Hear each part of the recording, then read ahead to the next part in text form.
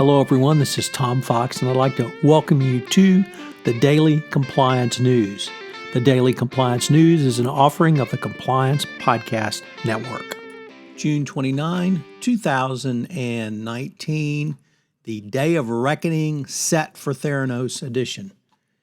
We'll take that episode title for our first story, which is reported in the Wall Street Journal that the criminal trial of Theranos is set for next August 2020 in San Jose. Both Elizabeth Holmes and her co-defendant, Sunny Balwani, face up to 20 years in prison as well as fines of more than $2 million and restitution. Of course, they owe $9 billion, so it's unlikely anybody's going to get their money back on that deal.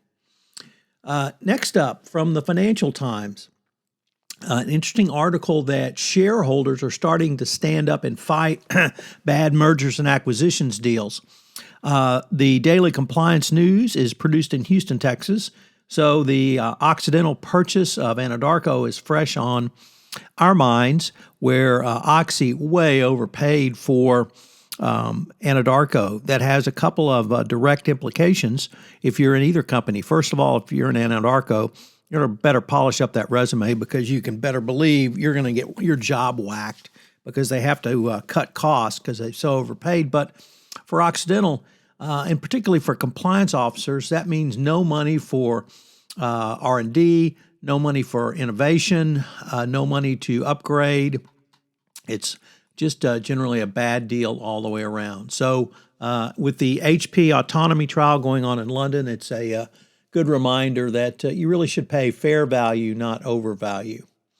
Along those lines, we have Deutsche Bank, which has announced it's going to lay off up to 20% of its workforce to try and rein in its cost, largely shutting down its divisions of the company's Wall Street operations going forward. But, of course, this will be a worldwide layoff.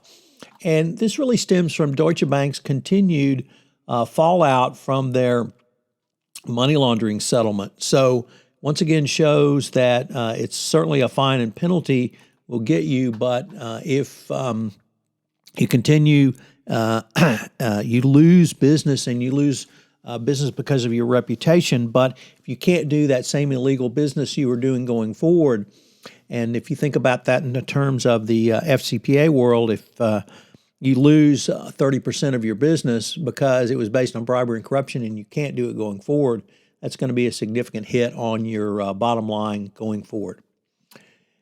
And finally, in a very embarrassing and oops story, the president of Brazil, Jair Bolsonaro, who is vehemently anti-drug, was humiliated when 86 pounds of cocaine was found on a government plane heading to the G20 summit in Japan. It was being smuggled allegedly by pilots on the plane.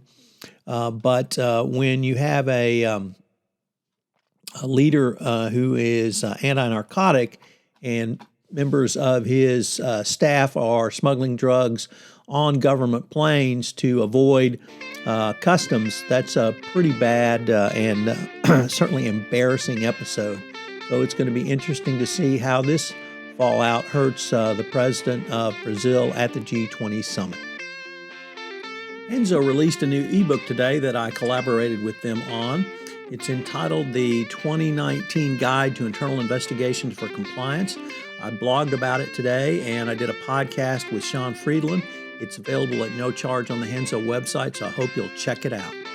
Finally, I've completed my four-part discussion of the Walmart case. I found it to be an extraordinarily important case and with significant lessons learned for compliance practitioners. All of this is a part of the Compliance Podcast Network and now a member of C-Suite Radio.